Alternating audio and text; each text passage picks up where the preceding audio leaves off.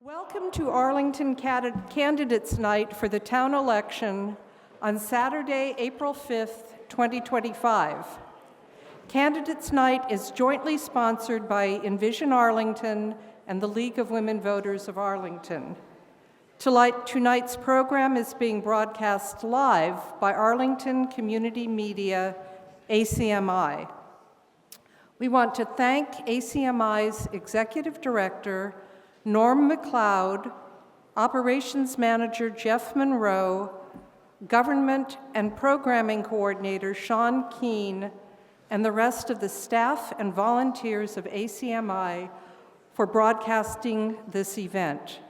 This event will also be rebroadcast on ACMi's government channels, Comcast Channel 22, RCN Channel 15, and RCN's high-definition channel 614, as well as Verizon Channel 26, ACMi's Facebook page, and their YouTube channel. For those watching later, it is now 8 o'clock in the evening on Wednesday, March 19, 2025, and this forum is being presented in person at Arlington Town Hall. I'm Pamela Meister. I'm with the League of Women Voters of Arlington, and it's my pleasure to introduce Candidates Night, which presents candidates for our local offices. Candidates Night is a nonpartisan service providing information to voters. Membership in the League of Women Voters of Arlington is open to people of all genders. Throughout its 105-year history, the League has built a nationally respected reputation for providing candidate forums and debates for the benefit of voters and for supporting informed participation and understanding of government and major policy issues. Based on grassroots membership input, the League also seeks to influence public policy through education and advocacy.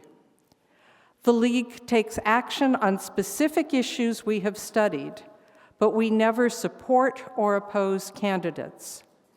If you are interested in building civic participation with the League, please sign up at our website, lwva.com. Tonight's program will include statements from candidates as well as a question and answer period. Residents of Arlington have submitted questions in advance of this meeting. The questions were reviewed by a committee of League and Envision Arlington members to represent issues of concern to the audience. And the moderator will be presenting the questions to the candidates. I will introduce her in just a minute. At this time, would you please turn off all cell phones, and in courtesy to the candidates, hold your applause until the end of all candidates' presentations for each office. I now want to introduce our guest moderator, Margaret Copey of the League of Women Voters of Lexington. Thank you.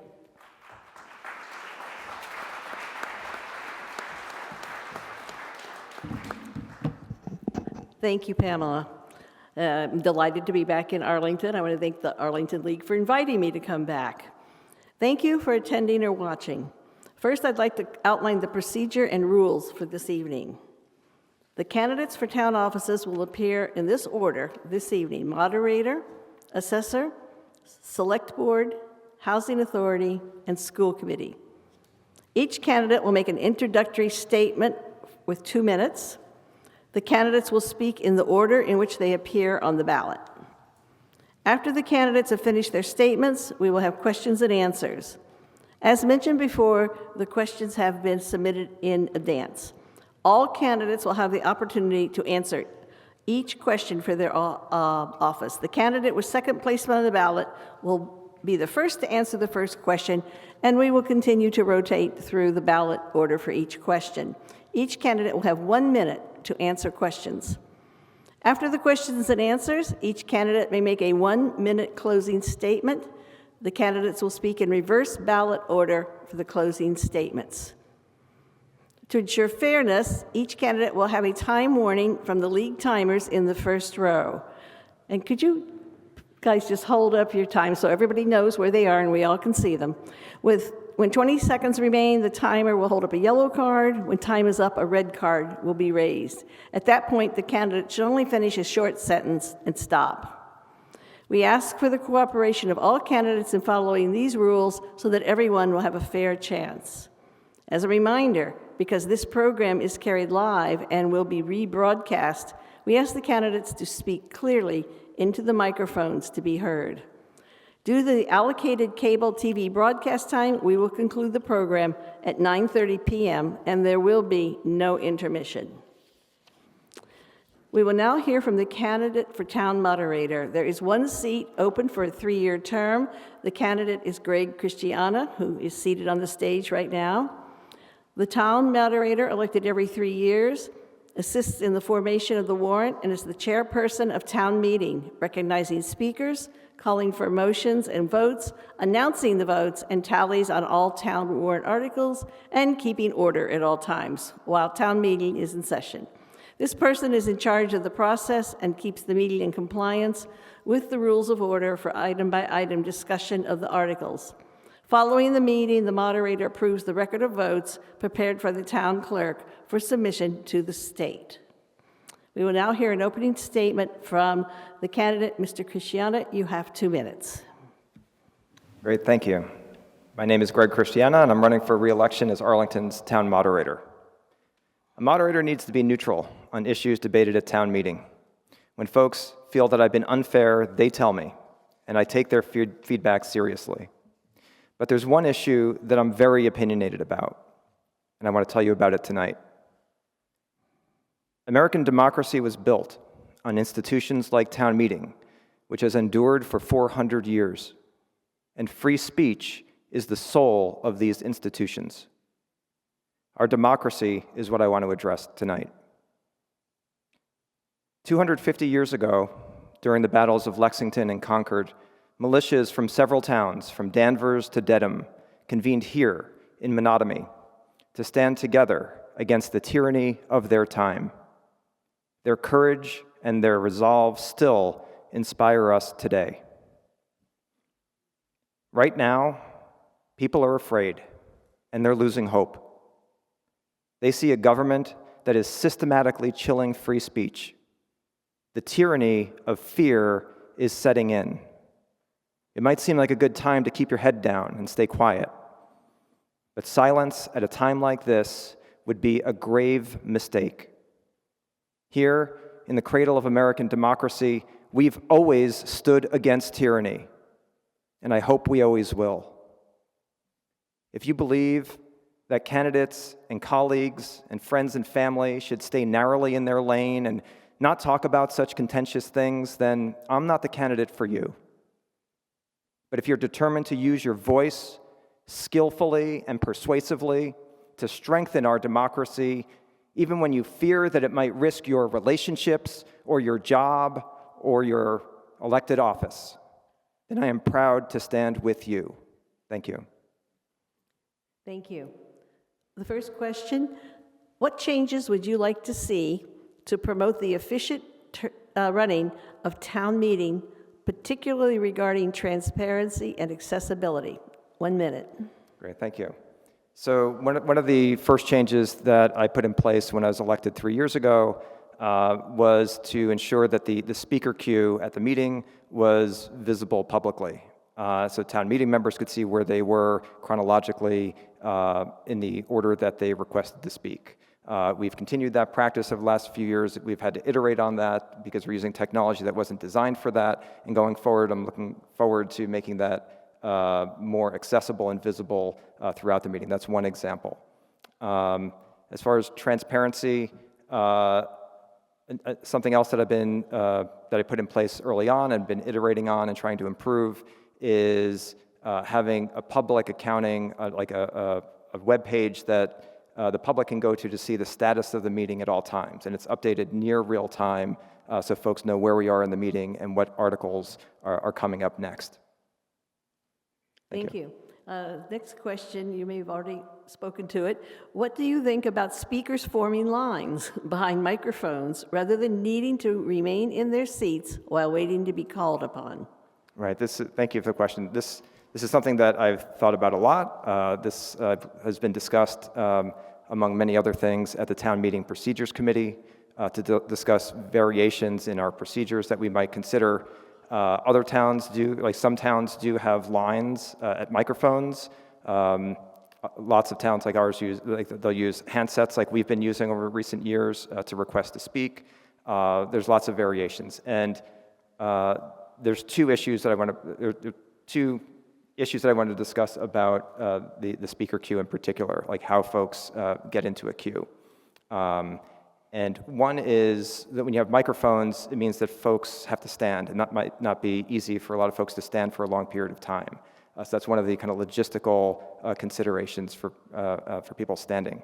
Another is that it makes it harder to take speakers out of order if it serves the interest of the meeting to do so. For instance, like you have pro-con lines, but there's lots of logistics to it, and those are being considered. Thank you.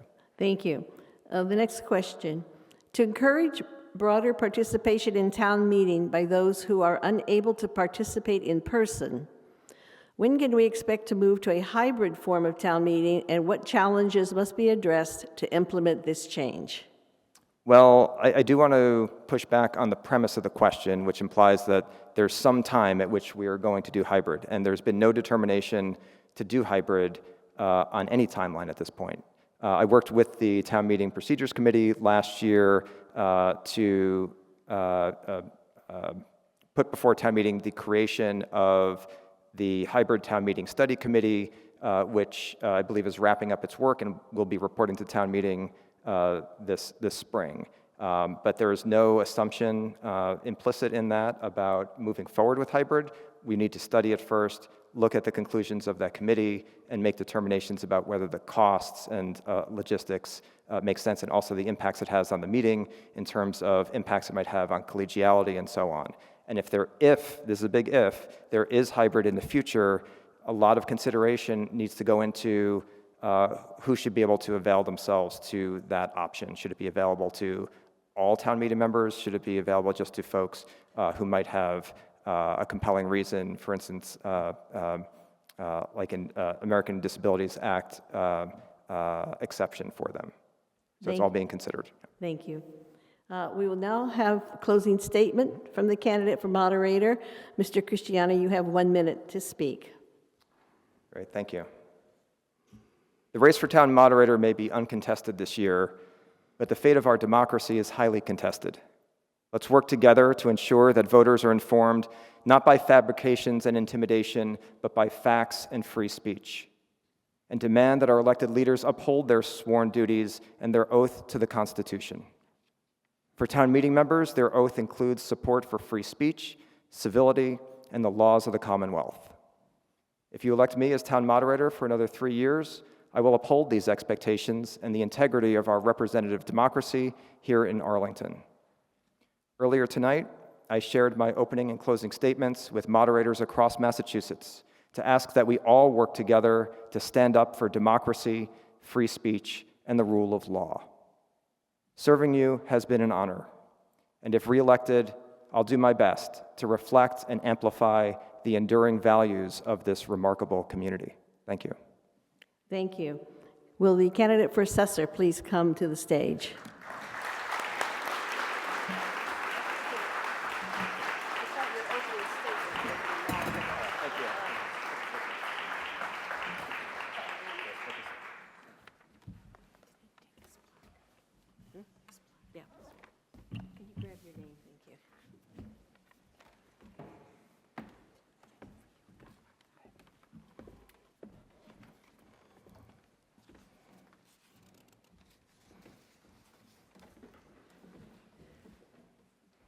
We will now hear from the candidate for assessor.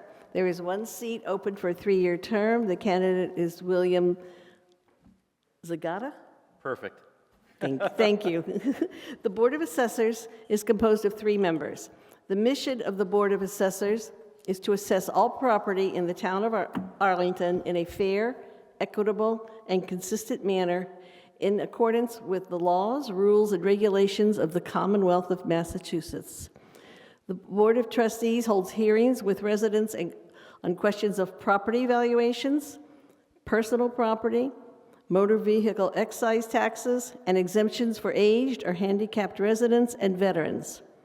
When the inspector of buildings grants a permit for new property, additions, or alterations, the assessors then make an individual inspection to determine the assessment. At the close of town meeting, the assessors determine the tax rate subject to approval by the state tax commissioner. We will now hear opening statement from the candidate. Mr. Zagata, you have 2 minutes. Thank you. You've done a terrific job explaining my role on the Board of Assessors. My name is Bill Zagata, and I'm running for re-election to the Board of Assessors in Arlington. This will be my second 3-year term as a member of the board. As many know, the Director of Assessing and the Board of Assessors are responsible for estimating the market value of personal property and residential and commercial property in town. The revenue generated from property taxes is then used to fund the annual budget. We also review applications for real estate tax abatements, as well as applications for a variety of exemptions that the town offers to residents. On a more professional level, I've been involved with the real estate consulting and appraisal business for more than 20 years. My experience includes assisting private property owners and cities and towns with issues related to property valuation. I consider this experience an important asset to providing support to the Director of Assessing, the other members of the board, and Arlington residents. Over the last 3 years, the board, which includes Gordon Jameson and Mary Winstanley O'Connor, and Director of Assessing Dana Mann, have implemented a variety of improvements to make it easier for residents to access their property record cards, file abatements, and also better understand the function of the assessor's office. These changes are reflected on the department website, which includes a wealth of information for property owners and future property owners in Arlington. We've also implemented a system which involves rolling inspections, which helps to add to the new growth. Being part of the Board of Assessors over the last 4 years has been a privilege, and I look forward to the opportunity to contribute to the town again for the next 3 years. Thank you. Thank you. First question. What advice does the board give to homeowners concerning appealing an assessment that the homeowner perceives as incorrect? You have 1 minute. You can go to the Board of Assessors or the Arlington Assessors website, and there are several links that show you exactly what you need to do. And most importantly is understanding what the timeline is for filing an abatement. Unfortunately, we're unable to offer any concessions if a property owner misses that deadline. So being aware of that, having the correct information, forms, and knowing to whom they should be sent, how they should be sent, all that is available on the website for anyone who is considering filing a real estate abatement application. Thank you. Next question. Approximately how many valuation appeals are filed each year, and how many appeals result in a favorable outcome for the applicant? That is a question I don't know if I can answer. And I say that not in terms of concealing this information, but I'm not sure from a What can you, confidentiality perspective I can say. can you approximate? Do you get 1 appeal a year? Do you get 10? Do you get 100? It's definitely more than 1 appeal a year. More than 1, okay. And I can, but I'm more than happy if I can release that information. I'd rather err on the side of caution than to say something that I really shouldn't share. So I'll follow up with you. thank you, thank you. Question number 3. Approximately how many accessory dwelling units, ADUs, have been built in Arlington, and are rental ADUs taxed differently than non-rental ADUs?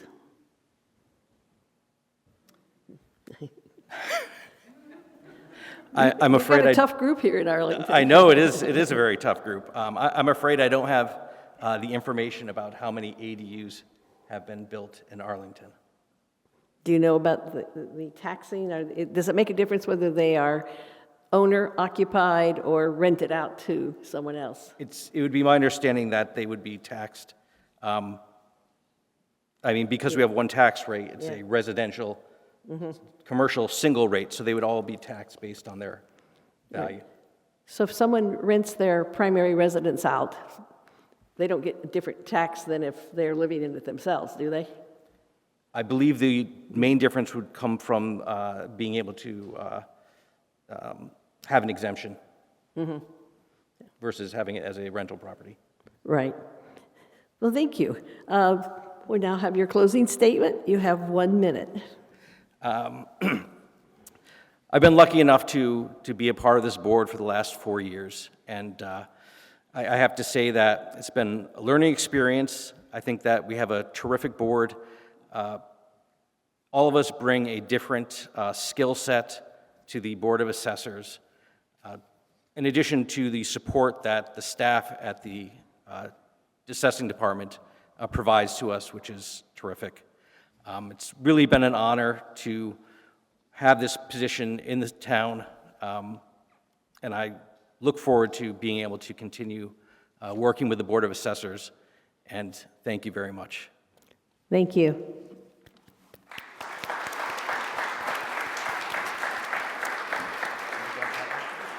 Thank you. Will the candidate for Select Board come to the stage?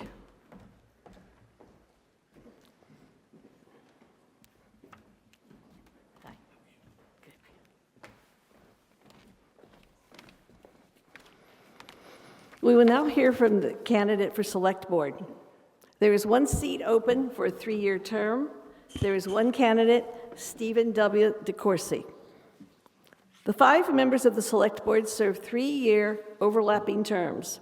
They act as the town's executive branch to formulate town policy, ensure compliance with state laws, and administer many town meeting decisions. The board appoints the town manager to be the professional manager of town services and departments, except for the schools. The school board members also serve as the Board of Public Works and the Board of Survey, compile the warrant, grant licenses and permits, appoint election officers, review budgets, and settle claims against the town. The members announce all elections, attend hearings and other town functions, and deal with traffic and safety matters. We will now have an opening statement from the candidate, Mr. DeCourcy. You have 2 minutes. Thank you, Margaret, and thank you to the League of Women Voters and Envision Arlington for hosting the event tonight, and for ACMi for covering Candidates Night again this year. I'm Steve DeCourcy, and I'm running for re-election to the Select Board. For the past 6 years, it has been an honor to serve as one of your Select Board members. I respectfully ask for your vote again on April 5th to return me to the board for a 3rd term. Over the past 6 years, we have enjoyed many accomplishments as a community. At my initial Select Board meeting back in April of 2019, one of my first votes was to join my colleagues in voting to place a debt exclusion before voters for New Arlington High School. 6 years later, the beautiful new high school building is complete, and we are only months away from the completion of the outdoor playing fields. Arguably, one of the more important duties of the Select Board is to hire a town manager. In 2023, we hired Jim Feeney to be the town's 7th town manager. Since then, we have seen firsthand the outstanding job Jim has done in this role. Excuse me. For our seniors, we dedicated the new community center in 2022. It is a vibrant building that welcomes hundreds of seniors each day. I was proud to sponsor the introduction of the senior parking sticker program last year, which provides free parking to our seniors at all town meters and allows for extended parking near the community center. For environmental issues, Arlington continues to be a leader in advancing its net zero action plan to reduce greenhouse gas pollution to net zero by 2050. Last year, we became the first community in the state to offer a 100% renewable energy plan as a default option for our community electricity program. If reelected, I'll continue to listen to Arlington residents, take your concerns into account, and offer solutions and provide leadership for our town. Thank you. Thank you. First question. How can the town plan for potential cuts in federal funding, and what services or programs are likely to be affected? 1 minute. Unfortunately, that's a timely question, Margaret. On the town side, one of the programs that is vulnerable and was on an initial cut list is our CDBG program, Community Development Block Grants. And since the mid-'70s, we've distributed roughly about $1.5 million per year, both to town departments and to charitable organizations. That would be a big loss because for this upcoming year, for example, we're going to provide funding to the Boys and Girls Club, to Arlington Eats, to the Arlington Housing Authority. We staff a number of positions in the planning department with CDBG funds. On the school side, and my school committee colleagues could maybe address this as well if they get the question, school lunches are really at risk because there's federal money for that. So that's a major, major concern, and I think we're planning ahead, hopefully that we have those funds, but it's a real concern, and we need to speak up, as Mr. Christiana said, and continue to advocate for that funding. Thank you. Next question. Given the federal government's directive to discontinue diversity, equity, and inclusion, or more commonly known as DEI efforts, what will you do to promote a welcoming and inclusive environment in our town? Thank you, Margaret. Yeah, we are continuing to fund the DEI director. Arlington is an inclusive community, and we intend to keep it that way. We embrace diversity. We embrace being a welcoming community. And as far as we're concerned, at least speaking for the board, and we'll see at town meeting, we will continue ahead. We just celebrated Black History Month in February. For our part on the board, we approved the banners up on Mass Ave. We will approve the banners for Pride Month in June, and we'll continue along that path. Thank you. Question.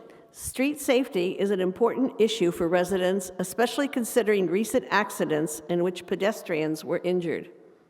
What steps can the town take to improve street safety? Yeah. Thank you, Margaret. That has been an important issue, particularly up on Park Ave. And just the other night, we received an update from the town manager on short-term improvements that are being made to Park Ave.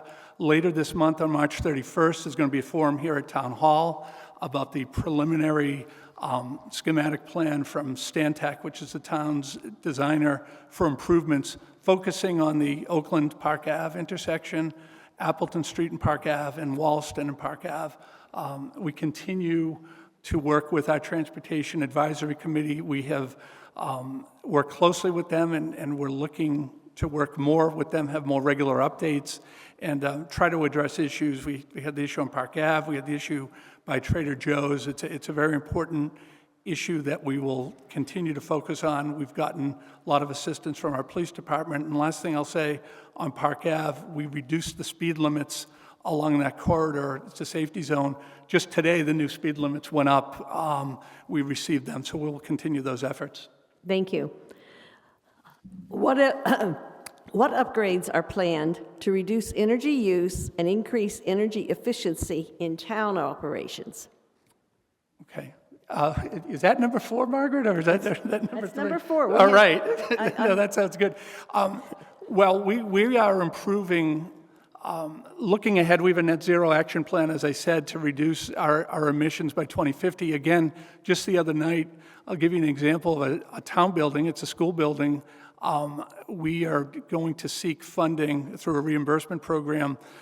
It's called the Accelerated Repair Program, to convert the Hardy School from gas to electric power and add solar onto the roof. And it will, if if we're successful, we'll get between 43 and 50% reimbursement. So that's an example, hopefully, that happens in the next couple of years. That's a school building that is now, hard to believe, one of the older ones through the renovation programs in the early 2000s. It was converted from oil to gas at that time, and now we're hoping to fast track that. And of course, with the new high school, that is current in terms of its energy needs. Still a long way to go. This building is a big challenge, but I think the Hardy's the best example of that. Thank you. We will now hear closing statements from the candidate for Select Board. You have 1 minute. Okay, thank you, Margaret. I prepared an opening. I didn't prepare a closing. I just basically want to thank the voters of Arlington for the trust that you've shown in me the past 6 years. I truly mean it has been an honor to be one of your Select Board members. I look forward every night when I go to a meeting. I'm a creature of habit. I come up this back stairway, walk through the auditorium, and I look forward to our meetings on Monday night. I've enjoyed this past year being the chair of the board for the second time, and I look forward to serving the next 3 years. And I encourage people, if there are issues, please reach out. We listen to what people have to say. We take that into account, and we're doing the best that we can for this town. Thank you very much. Thank you.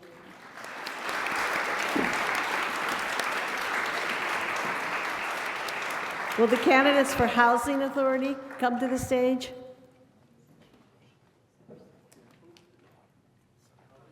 Housing Authority. There's one seat open for a 5-year term, and there are 3 candidates. Yes, I know. I hate those stairs.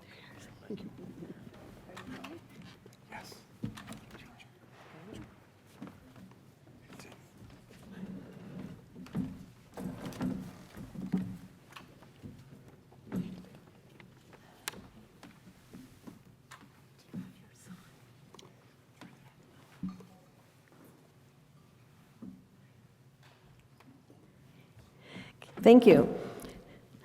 There are 3 candidates, Timothy James O'Leary, Michael Garrigan, and Joanne Preston. The Housing Authority is a 5-member board made up of 3 elected members, 1 member appointed by the governor and 1 member appointed by the Arlington Select Board. The Housing Authority is charged with providing housing for families, elderly, and disabled persons of low income within available funding. It presently manages several subsidized housing programs in Arlington. The Housing Authority Board appoints the executive director. We will now hear opening statements from the candidates in the order in which they appear on the ballot. The first candidate is Timothy James O'Leary. Mr. O'Leary, you have 2 minutes. Hi, my name is Timothy James O'Leary, and I'm running for the Arlington Housing Authority Board of Commissioners seat on April the 5th. I am competing for this position because I will enable me to be a tenant advocate, to work on behalf of the 1,100 tenants of the authority, and this is why I ask for your consideration for your vote. I'd like to tell you a little bit about myself and why I ask for your consideration and vote. I am a United States veteran. I am a full-time resident of the Arlington Housing Authority. I am Vice President of the Winslow Towers Tenants Association. I taught at Northeastern in the Building Technology program 35 years as their academic coordinator. I have served on various boards in Arlington for many years. I have served on the Minuteman Regional Vocational School Committee. I am willing and honored to serve all 1,100 of the residents who reside in each of the 6 Arlington housing properties. I want you to know that I have no political agenda. I truly would love to simply help and serve the people again. I would love to contribute to the time, talent, and treasure, the energy of the Arlington Housing's charitable foundation that supports the health and welfare of all Housing Authority tenants. Thank you for your attention. It means so much to me. I want you to know that with your vote, you can count on me and trust me to fulfill my term. I am at the top of the ticket, number 1, for your vote to consider. I am grateful and honored to be given the opportunity to be a member of the Board of Commissioners for Arlington Housing Authority. Thank you so much for listening. I am Timothy James O'Leary. Thank you. The second candidate is Michael Garrigan. Mr. Garrigan, you have 2 minutes. Okay, thank you. Yes, my name is Michael Garrigan, and first off, I want to say thank you to a few people because you're here and you're taking your time, and I appreciate that. And I also want to thank some people that are probably, you might not know, that are doing an awful lot of work here. Laura Honor, who is the member of the League of Women, and they did an awful lot of work here, and I don't know you, Laura, but thank you. There she is. Thank you. Julie Brazil, who is the clerk here in town, and she has done an awful lot to help me and to help each of us here, and the candidates owe her an amazing debt. Then Christine on the Council of Aging, and Jim, who provided transportation for me today. These wheelchairs are good, but they don't get you up here from where I live. And I really appreciate them, and I want to thank them publicly. And then Sean Keane, who is here doing the filming. Sean, wherever you are, we want to thank you. And I met you earlier, but very good job. I don't know why I'm here, because I've never been really one to like politics. I kind of stay as far away from it as I possibly can. But because of where I live, I became a tenant of Cusack Terrace about 5 years ago. And I immediately noticed some difficulties and problems that the tenants there had. One of the biggest ones is just having a sense of worth. Every one of the people that I've become very close to there just had a battle with a sense of worth. What are we here doing? When you reach a certain age, you wonder. Thank you. I guess I need to know that. So if I'm elected, I want to address some of those issues for them. I want to help them find their worth, find the different things that we can do to make life easier for them. So I count on your vote, and I appreciate your vote on the 5th, and I want to thank you. Thank you, Mr. Garrigan. The third candidate is Joanne Preston. Ms. Preston, you have 2 minutes. Thank you. Good evening, everyone. I'm Joanne Preston, a member of the board of the Arlington Housing Authority, the vice president of the Arlington Housing Authority Charitable Foundation, a member of the Community Preservation Act Committee, and a town meeting member.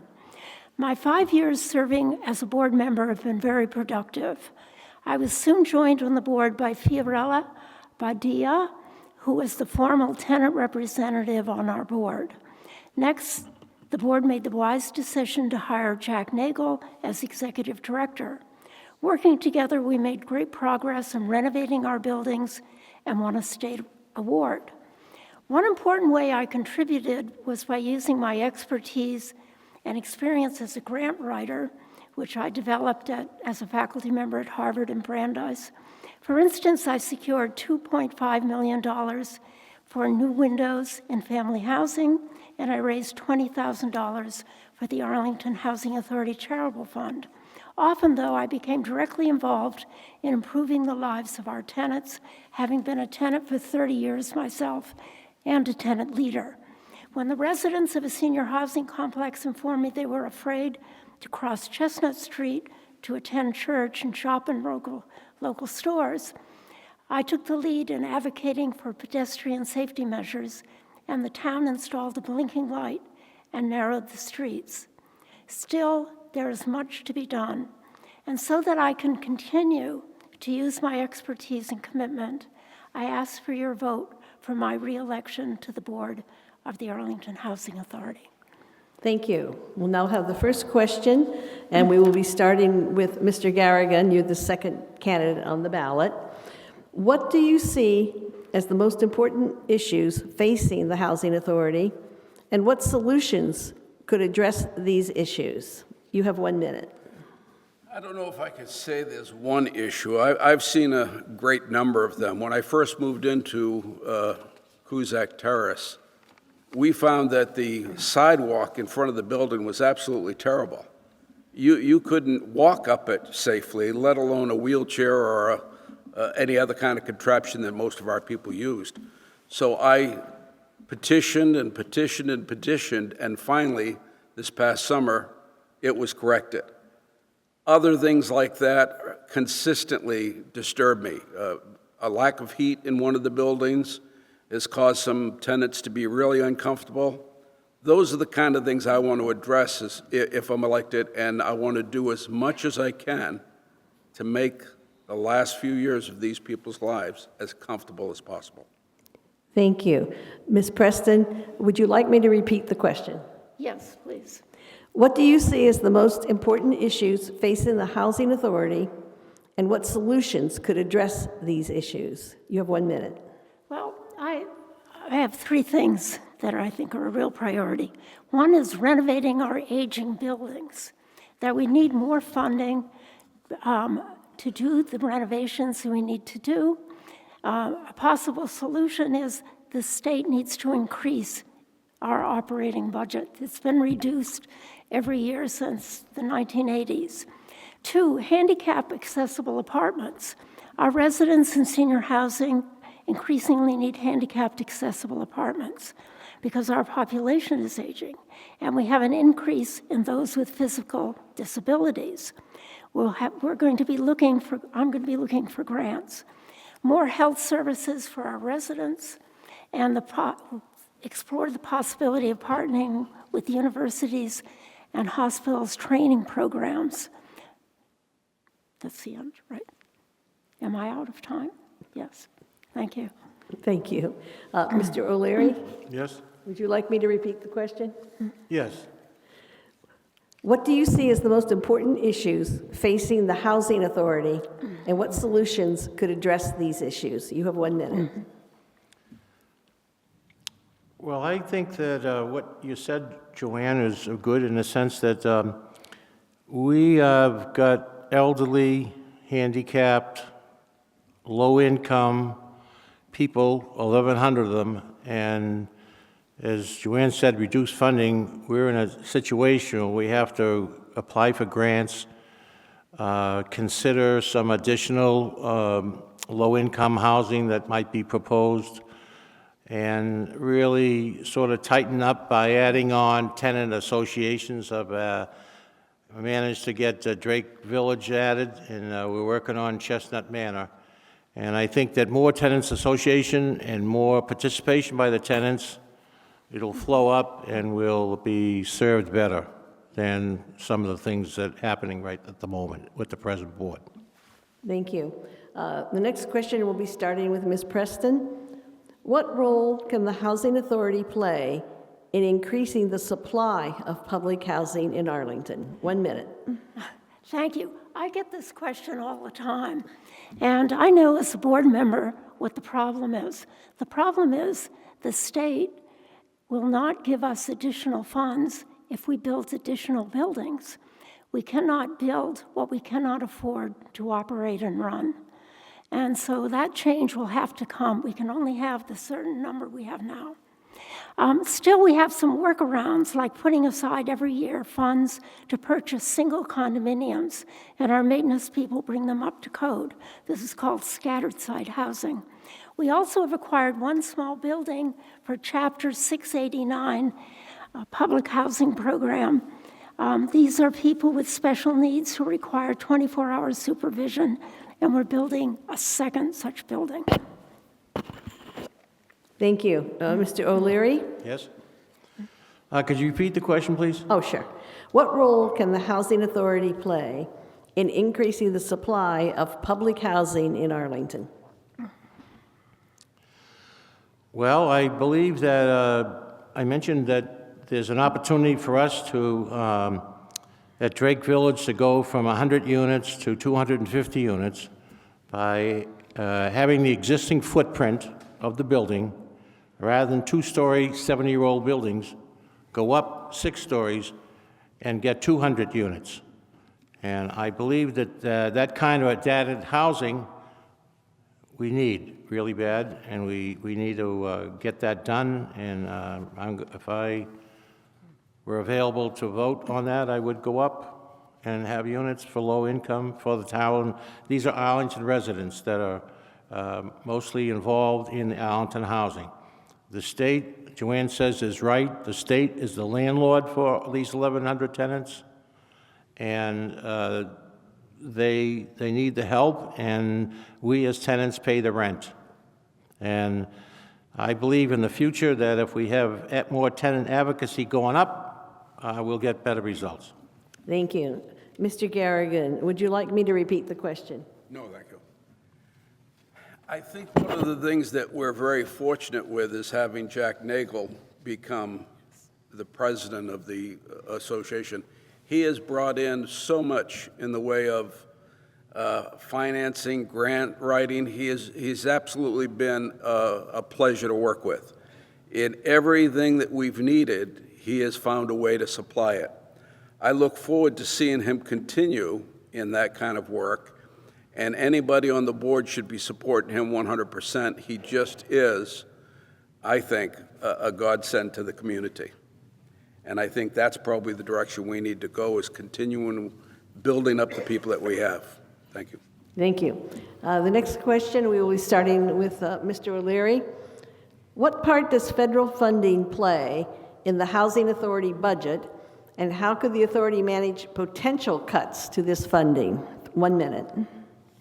Is that the funding we get from the state or the? Federal funding. Federal. Well, that federal comes down through the state and then from the state to us in the town. That's going to be really tough. I noticed that, like programs like Arlington Eats or Food Link, we have excess of groceries delivered, and those are getting smaller and smaller each and every Sunday morning for people to, whether it's excessive expired bread or tomatoes, bananas especially. But I think that, as the selectman said, we're in a tough situation based on all these cuts, and they all around, like the school lunch, and it's tough. I don't know how to answer what to do when we get these funds cut. I don't know where the money's going to come from. Thank you. Mr. Garrigan? Well, I think probably that's the toughest question we're all going to have to face here in the coming years. We have an awful lot of cuts coming down federally. I don't know how that's going to affect the state. It's got to affect it in some manner. And then once the state is affected, ultimately we're going to be affected. What we might have to do is find other alternatives, other ways to make money that help each of these different buildings. I wanted to start, and I'm thinking about trying to start, a way to make crafts that can be sold and raise money for the different programs that we have for Cusack Building, and then ultimately the other buildings. If we don't plan to help, I think we're going to be in a lot of hot water pretty soon. Thank you. Ms. Preston? Well, first of all, we're state-funded public housing. There's federal-funded public housing in Massachusetts, but not in Arlington. I think being state-funded means we have a slight buffer to federal cuts, but not absolutely. Federal funds are not part of our regular budget. However, we manage 2 federal programs related to public housing. One is the Housing Choice Voucher Program, or Section 8. Applicants who qualify may rent homes in the private market and neighborhoods. It is by far the most popular of our programs. I would hate to have it cut, and it's federally funded. Thank you. There's also the Family Self-Sufficiency Program, which is federally funded. Thank you. The next question will be starting with Mr. Garrigan. How will you prioritize funding allocations for maintenance of the existing affordable housing stock? 1 minute. Oh boy, I could fill a book with the thoughts I've had about that. We've had so many problems this year with maintenance funding, and I talked to the maintenance guys. They're all absolutely fantastic. There isn't one person on the board, on that department, that I'd have a problem with.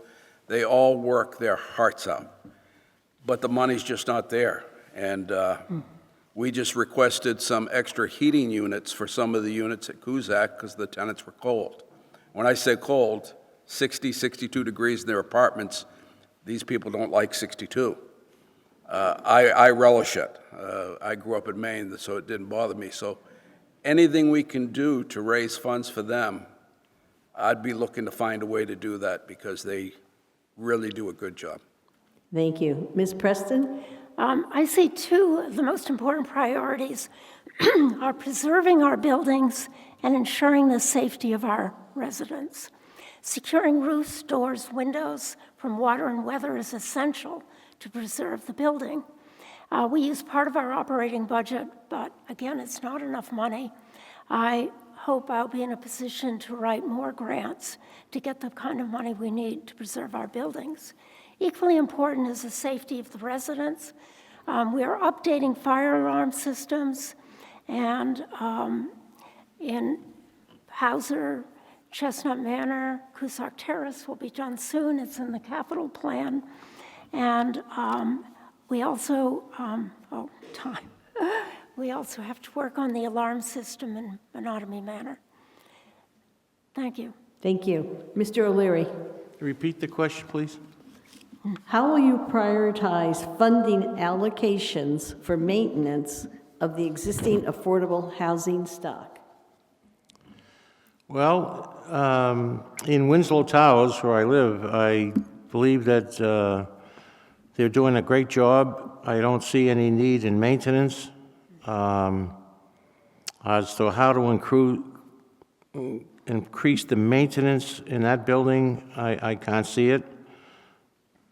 As far as the others, as I say, in the older ones down in Drake, they're gonna maybe, I just don't know how to answer that question, except that the building I'm in now is just really good and it's maintained, and as Michael says, the people who are working for the authority are really working hard, and there's a lot of happy people that have the ability with low income to pay 30% of their monthly income for a place to live and have a house on it. So I'm just very grateful, and a lot of 1,100 people are too. Most of them are Arlington residents. And thank you for supporting that effort. Thank you. We will now hear closing statements from the candidates for Housing Authority in reverse ballot order. You each have 1 minute, and we will start with Ms. Preston. 1 minute. Thank you. I'd first like to thank the League of Women Voters and Envision Arlington for sponsoring this night, and our moderator. As you have heard, the Arlington Housing Authority has made substantial improvements in building preservation and tenant services, in which I have played an active part. But there's so much more to do. By working with the board and in individual initiatives such as grant writing, which we're really going to need in the future, and increasing tenant services. I respectfully ask for your vote for re-election to the board so I may continue to use my expertise and commitment to improve the lives of our over 1,100 residents who are an important part of our Arlington community. Thank you. Mr. Garrigan. Well, first, let me thank the moderator. I missed you earlier, and please forgive me. And anyone else I might have missed, we do thank you. This is a tough job, and we're trying to do this off the fly here, some of us. And I think the only thing I want to say in closing is we need to do whatever we can for the seniors in this town. We've lost 4 of the seniors in our building since Christmas. I can't even tell you how much that bothers us, hurts us. And in most cases, we don't even know that they're doing poorly. It just happens all of a sudden because there's not enough communication. I want to get that communication going in all of the buildings so we know ahead of time. We can't help them all, but maybe we can be there when their time is there. So thank you. Thank you. Mr. O'Leary. Yeah, thanks for everyone for pulling this together. And in my closing statement, I want to tell you that the Arlington Housing serves local residents with who are elderly, handicapped, veterans, which I am, and family members who are truly low income and need housing. The state is the landlord and we're the tenants. Some of the practical things that I've accomplished as a resident is I've created, number one, The tenant's a community vegetable garden with some related raised beds that we grow vegetables and some plantings and flowers. I've also been participating in receiving a donated piano that we got tuned, and we now have a monthly singing along with all of us, maybe 30 once a month. We got an old sound system in the community room up and running with a new microphone and a CD player. I've added on 2 other authority buildings so we can have representation from tenant associations of their own. The next date to register to vote is the 26th. Thank you for much of the listening. I am Timothy James O'Leary. There is more information available on the 5-minute interview we had on local mail TV, the ACMi.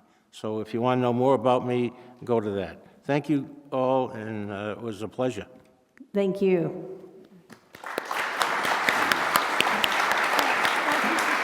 It was fun, an experience. Timothy, Yeah, good. thank you for your service, my friend. Yeah, thank you. We can go now, right? I think so.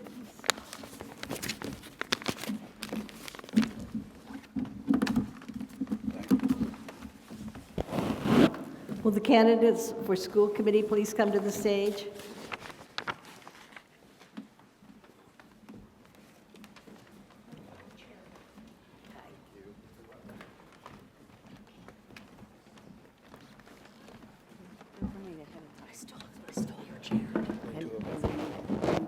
We will continue since she's missing. Okay. Now we will hear from the candidates for school committee. There are 2 seats open, each for a 3-year term. There are 3 candidates: Leonard Cardin, Dmitry Vasilyev, and Kirsty Allison Ampe. Ms. Ampe is unable to be with us tonight. The 7 members of the school committee serve 3-year overlapping terms. They set policies for Arlington's public school system and appoint staff to implement these under the state laws and the policies of the State Department of Elementary and Secondary Education.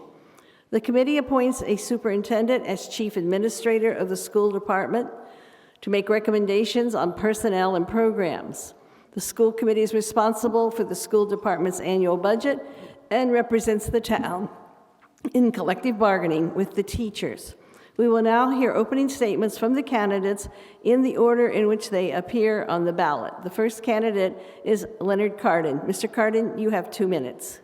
Thank you. I want to thank the League of Women Voters, Envision Arlington, ACMi, Margaret Copey, and everyone for putting this night together. Thank you all for coming, and for the viewers at home for tuning in.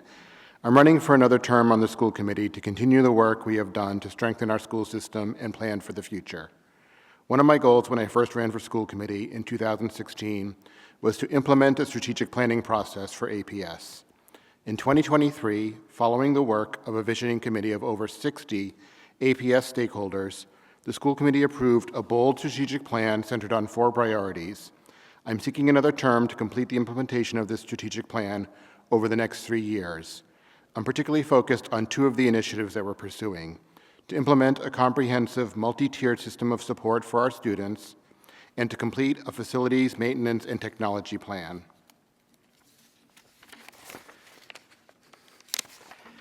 I also want to help once again to build a financial plan for our town and our schools. We're facing a deficit of over $12 million in fiscal year 2027. We'll need to work closely again with the town to design a new financial plan, including another override, to secure the funds we need for our schools. Dr. Allison Ampe was the co-chair of the last override campaign, and I was the co-chair of the one before that. We've worked closely on the budget subcommittee to build support for funding for our schools, resulting in an average yearly increase of over 6.9% since I joined the committee. This funding allowed us to address enrollment growth, institute competitive salaries for our staff, and introduce improvements in special education, social emotional support, and other key areas. I know I can be part of the solution to avoid budget cuts and layoffs. I also want to work to build a contingency plan to address any possible interruptions in federal funding. I look forward to answering your questions, and I hope to earn your vote. Thank you. Thank you, Mr. Cardin. The second candidate is Dmitry Vasilyev. Mr. Vasilyev, you have 2 minutes. Thank you very much, Margaret. Hello, my name is Dmitry Vasilyev, and I'm running for the Arlington School Committee. I'm a father of 3 school-age children here in Arlington, one of whom is on autism spectrum, but at the same time excels in math. I'm deeply invested in providing the educational experience for all children. I'm also a member of Arlington Math Parents, a group focused on raising academical standards, particularly in math, for students at all levels. I have a PhD from MIT, an education degree, and a master's in physics from Russia. Over the last 20 years, I worked as a data scientist, engineer, statistician, researcher in diverse fields like computational biology and business analytics. This background has given me a deep understanding of how vital strong academic foundations, especially in math, are to success in today's world. However, I've seen firsthand how Arlington's math curriculum, especially Turk, offered in elementary school, is not meeting the needs of our students. It's confusing, tedious, and lacks the rigor necessary for our children to thrive. Our children tell us they're bored and demoralized due to the very slow-paced and repetitive curriculum. We need to put kids first and listen to them. Our children are not getting the challenges and opportunities they deserve and are asking for. I will advocate for a world-class math curriculum that is rigorous and works for every student. I'm particularly concerned about the lack of acceleration options. The Math 6 bypass test has become harder to access, and it may be eliminated entirely. If I'm elected, I will push to expand acceleration pathways so that a child who wants to take advanced classes in elementary and middle schools has the option to do so and not be held back. I believe in giving children more options to tailor their education to their abilities and needs, not forcing them into a one-size-fits-all model. And just as important, we must support our teachers by reducing their bureaucratic load, listening to their concerns, and attending to their mental health to prevent burnout. Arlington can do better, and together we can create schools that truly serve our children's potential. I ask for a vote to make this happen. Thank you. Thank you. The first question, we'll start with you, Mr. Vasilyev. What is your opinion concerning the use of heterogeneous, multi-level classrooms in Arlington? Thank you for this You have 1 question. minute. Yeah, this has been a disastrous plan. And we have recently, I hope you probably have read the article in the Boston Globe, that both teachers and students, for both sides, it was completely horribly failure. It would be a very tragic idea to try to recreate this in Arlington, hoping it will be something else. And we need to go the opposite way. We need to listen to the voices of our children, to aspirations of our children, and try not to never say no. We need to meet the children where they are, what they aspire to. And it's important to bring this voice to the children, and I'm planning to be that voice. Thank you. Mr. Cardin? Thank you. So we are currently piloting heterogeneous English in the 9th grade. That's the only place where we have implemented heterogeneous classes. That was a recommendation from our administration, from the English teachers at the high school. Every single one of them supported the proposal. I actually voted against it. I didn't think we were quite ready for it. I wanted some more planning. But they went to work over the summer. They put together a really solid plan to implement this heterogeneous grouping for English, and we've run it for 2 years. I think this is our 3rd year of it. It has produced results. The percentage of students who are taking advanced math in the 10th and 11th grade has gone up significantly, and the surveys of students is that they are continuing to be challenged. They are enjoying having the diverse participation within their classes, and so we have not yet voted to implement it permanently, but that's where we are for now, and we will see where that goes in the future. Thank you. Thank you. And the next question will be starting with Mr. Cardin. Given the federal government's directive to discontinue DEI efforts, what will you do to promote a welcoming and equitable environment in our schools? Yeah, so I'm a lawyer, so I have to say that the directive is to eliminate illegal DEI. So illegal DEI would be a program that is only open to a certain group of students based on race or gender or some other characteristic. We don't have any of those programs in Arlington, so we are not operating any illegal DEI. We are perfectly fine continuing everything we're doing. The METCO program is open to all students from Boston. So we're full course ahead. We are a welcoming community. We're continuing our efforts. We have 2 positions in our Diversity, Equity, Inclusion, and Belonging department, and we're continuing to proceed on course. Thank you. Mr. Vasilyev. I think that the purpose of DEI is basically kindness. And we need to be kind to every single human being, and that's the premise of this. And I believe that we can do this, and laws are kind of forcing us to do, but you cannot be kind forcefully. And there was a famous educator in the 18th century, Johann Pestalozzi, who said, without love, neither intellectual nor physical powers will develop naturally. So that is the essence that an 18th century philosopher said. And there is kind of the laws, we can do it without laws. Thank you.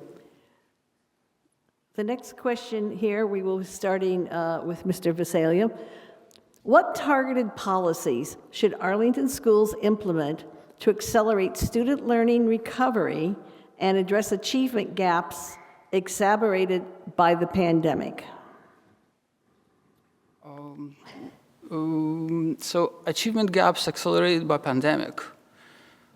I think that this is something we need to just bridge with education, with attending to our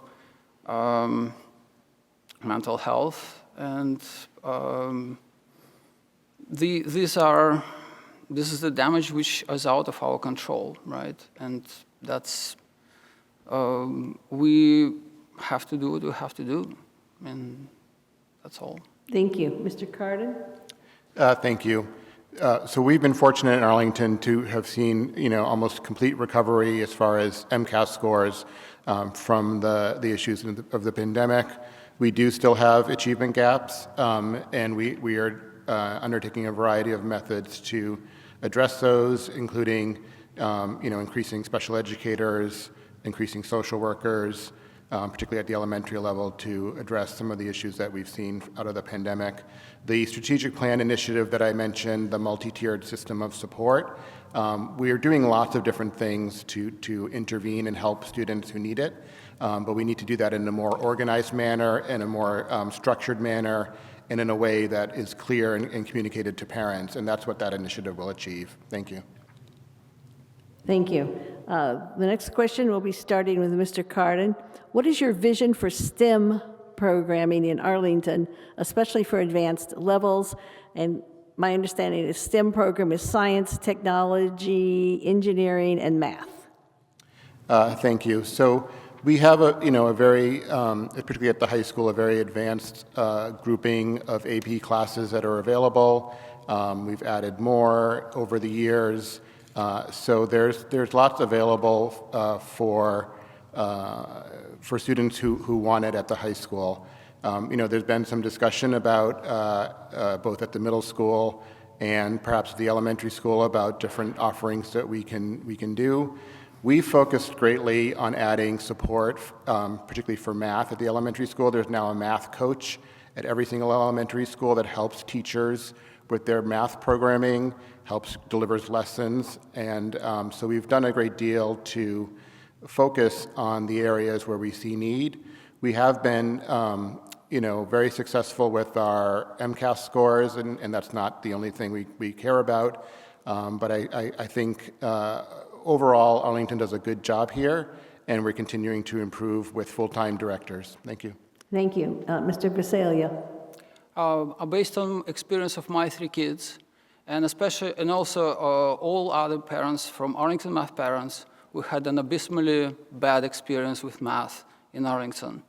It is a mistake to say that this is a successful place for math, because these grades were artificially elevated by basically children attending accelerated programs like Art of Problem Solving, Russian School of Math, or Kumon schools, which basically lift the grades and make a false impression that this curriculum is good. In fact, it's not. All of our kids had pretty bad experience, and the problem also is that there is no flexibility. It's a very fixed path where kids are constantly put down and deprived of acceleration. The only window, very small, is bypass 6. That's the only option for kids to accelerate right now on the Xing block. Thank you.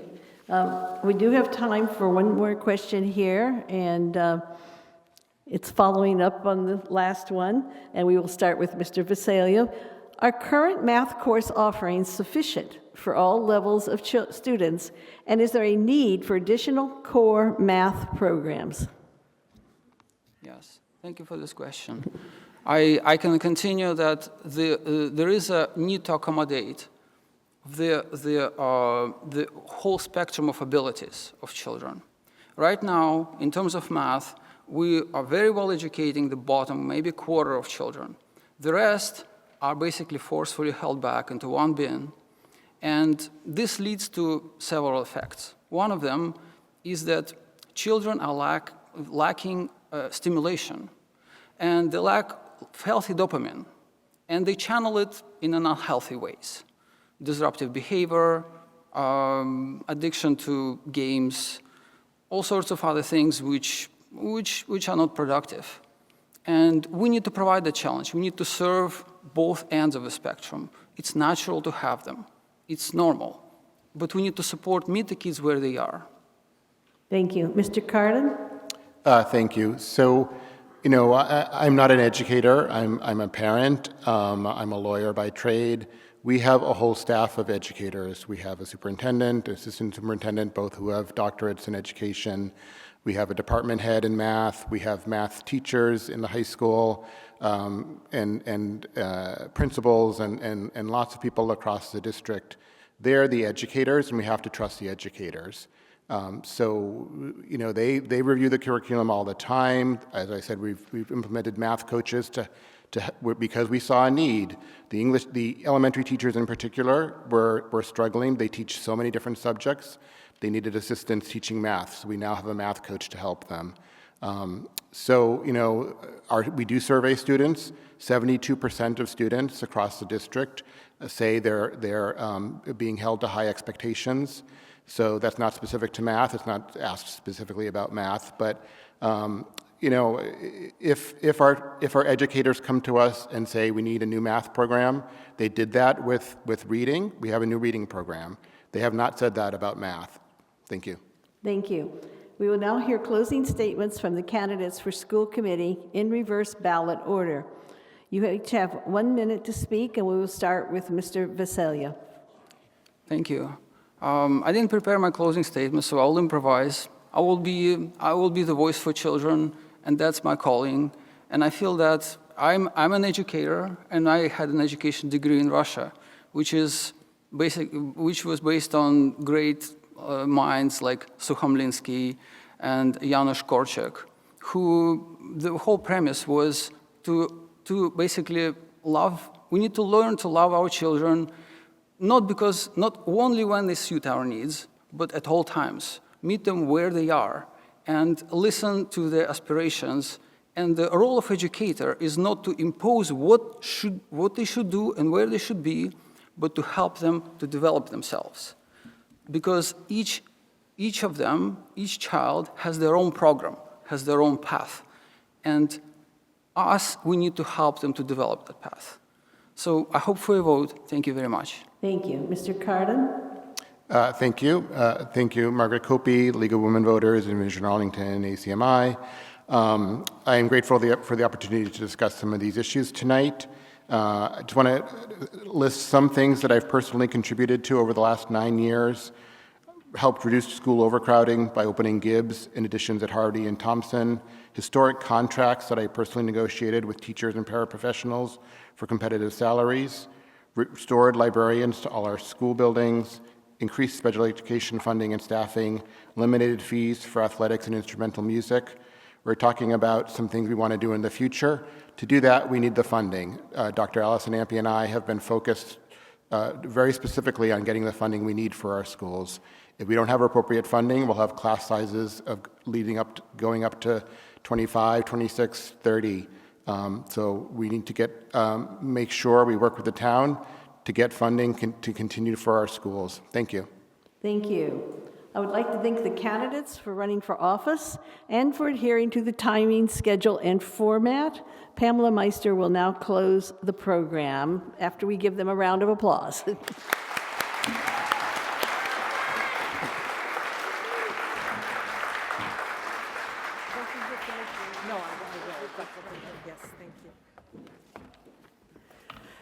Thank you, everyone. Before I close the program, I wanted to tell you about another opportunity, and that is, and you will find some flyers, I believe, at the back of the room. There is going to be a kickoff meeting on April 3rd, 2025, from 7 to 8:30 p.m. at Arlington High School in the cafeteria.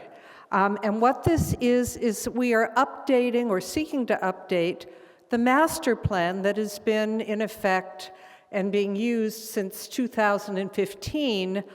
Obviously, there have been many, many changes since then, and so Arlington is seeking the input and the thoughts of people like you, as to what we can do in the future, which way we should go. So please remember that, and please pick up one of these flyers in the back. So first of all, of course, I want to thank Margaret Copey for being our moderator. Yet again, she is a splendid annual contributor to Candidates Night.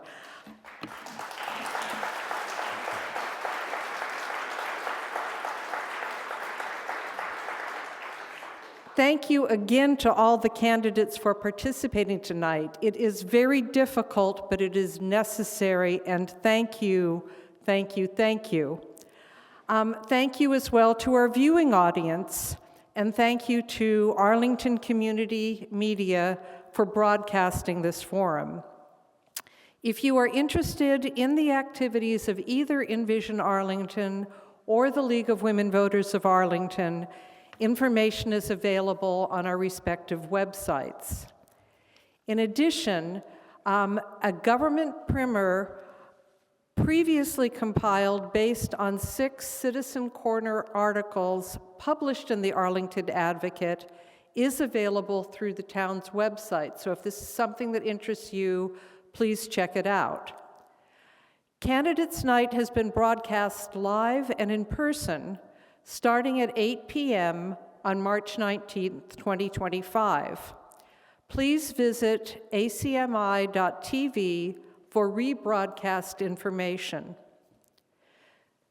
To all the voters here tonight and throughout the town, remember to vote on or before Saturday, April 5th, 2025. Polls on April 5th will be open from 8 a.m. to 8 p.m. Thank you for coming tonight, and for those of you who are watching this on television, thank you for watching. This forum has been sponsored by Envision Arlington and the League of Women Voters of Arlington. Good night.